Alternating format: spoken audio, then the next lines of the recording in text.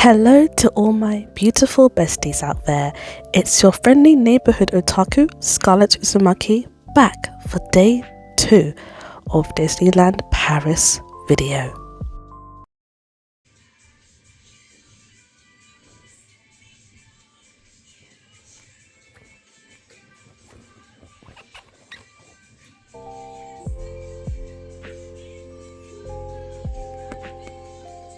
You can probably tell that Trixie and I are a little bit obsessed with Zootopia, so once again we dressed as Nick and Judy, but from their Zootopia 1 outfits, and we looked hella cute.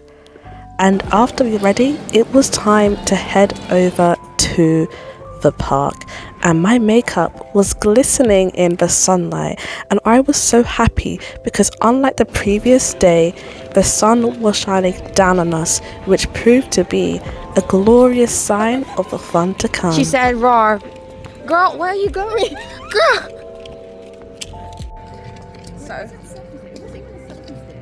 So we had to remove our ears because yesterday we were told we were wearing costumes and it was like forbidden. Yeah, we got dress coded, so we are bald. Oh my gosh, she's bald. Oh yeah, we're gonna go in and start off day 2. Oh, and Trixie's tripod got taken away, so that's nice. Parlez-vous anglais? Oui, oui. Mon ami. So after my poor attempt of French, we headed back outside to meet with Nick and Judy again. It's 11:45 and we're now queuing to see Nick and Judy again. So we'll see how long the queue takes. Hopefully it'll be like, not 3 hours.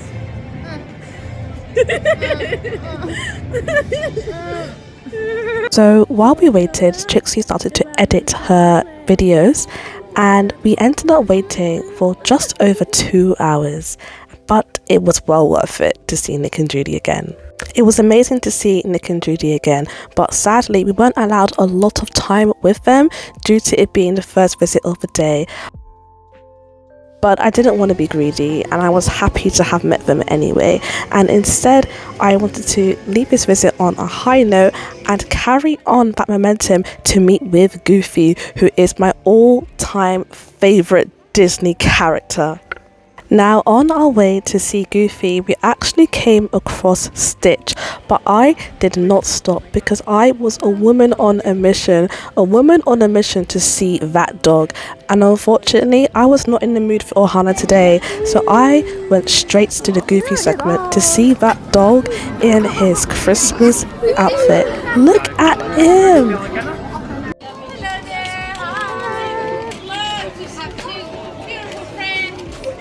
My goodness, it's Nick, yeah? Wow, good job, really. And Judy. Oh yeah, very festive. Wow.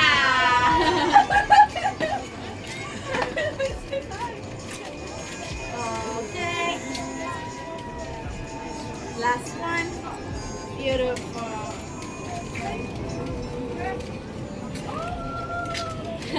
I literally could have ended the Disney trip there due to how happy I was to meeting my favourite Disney character, but of course we needed food because we actually hadn't eaten that day.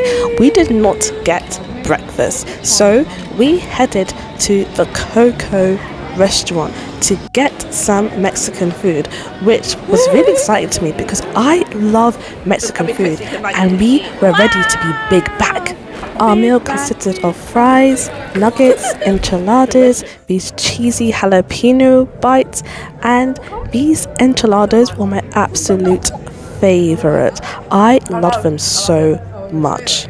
But after I finished the meal, I needed to finish my boot because it broke.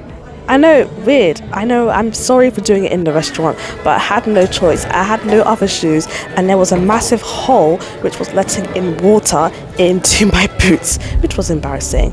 But after we left, we were filming some TikTok by the Sleeping Beauty castle while the parade commenced.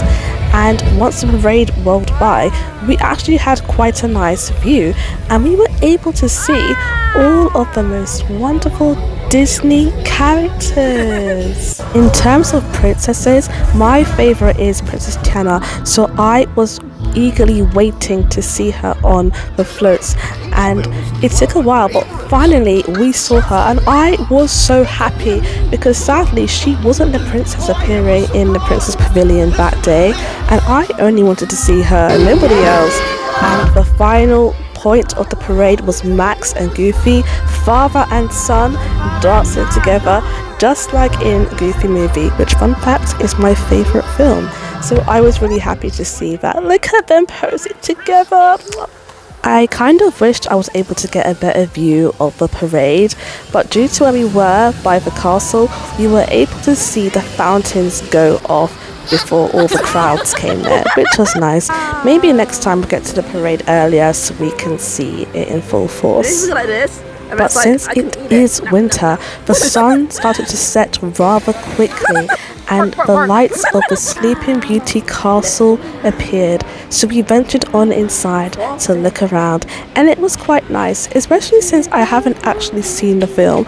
I could actually read how the film played out through the books of the castle, which was quite nice. And I saw the spinning wheel, which actually moves. I wanted to put my finger on it so Maleficent could curse me. Now, besties, it's time for the rides. And the first ride we went on was the Snow White ride. I really enjoyed this ride. Even though it's clearly aimed towards younger children, I really enjoyed it.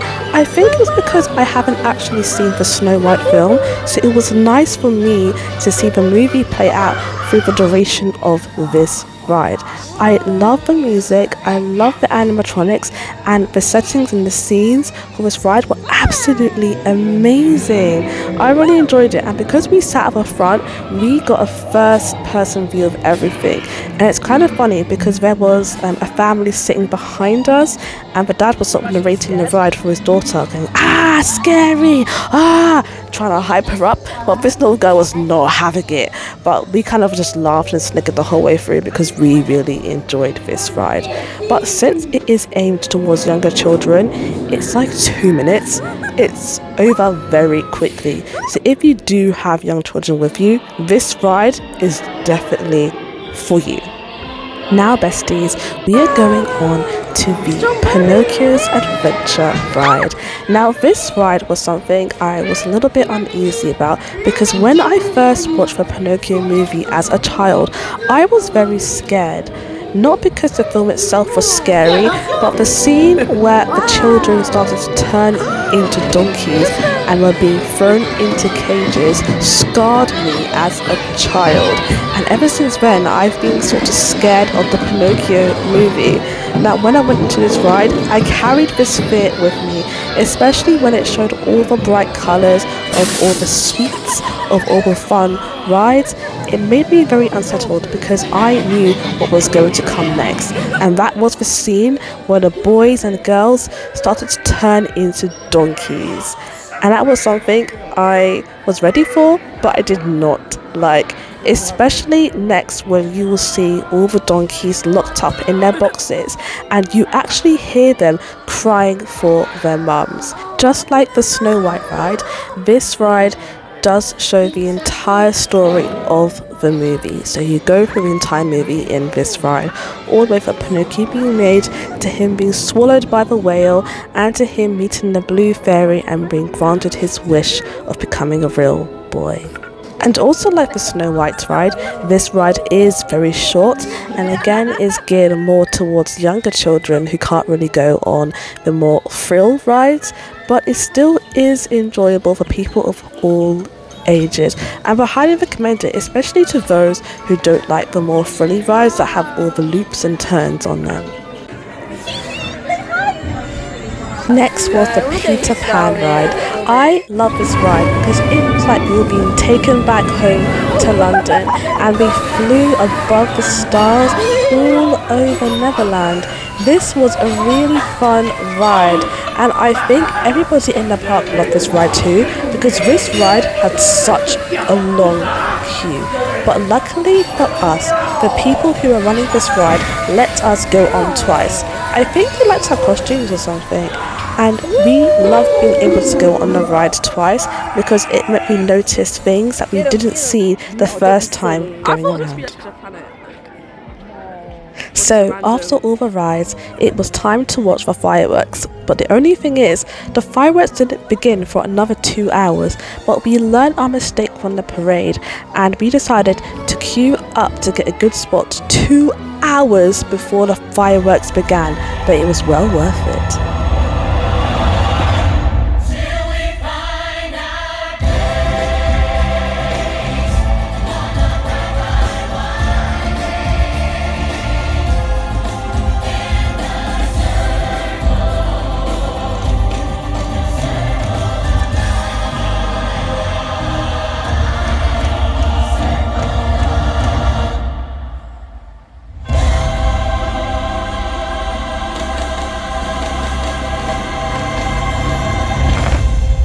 So that, besties, is the end of our Disney trip.